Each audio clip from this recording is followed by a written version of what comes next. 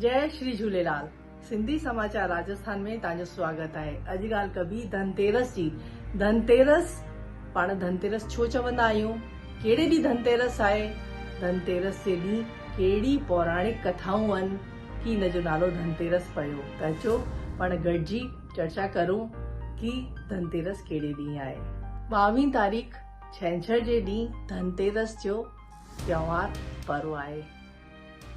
कार्तिक महीने जी कृष्ण पक्ष जी त्रयोदशी जो धनवंतरी भगवान धनवंतरी समुद्र मंथन थियो हो त अवतरित थिया हुआ ऐं इन ॾींहुं कुबेर, मां लक्ष्मी ऐं धनवंतरी जी पूजा जो विशेष महत्व आहे। इन ॾींहुं धनतेरस जे ॾींहुं छोकी ही कलश खणी भगवान धनवंतरी अमृत खणी अवतरित थिया हुआ त इन ॾींहुं हर माण्हू पंहिंजी आर्थिक स्थिति जे अनुसार ख़रीदारी कंदो आहे। को हीरो वठंदो आहे, को सोन वठंदो आहे, सोन जो पंहिंजो महत्व आहे।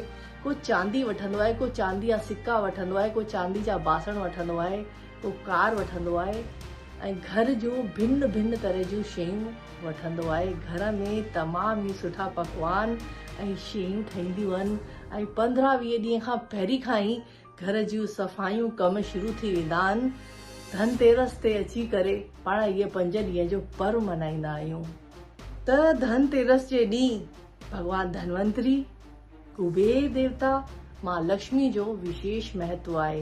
इन ॾींहुं सभु इन खे पूजंदा आहिनि, ध्याईंदा आहिनि ऐं धनतेरस जो त्योहार मल्हाईंदा आहिनि। त अचो पाण बि 22 छंछर जे ॾींहुं धनतेरस जो त्योहार मल्हायूं। जय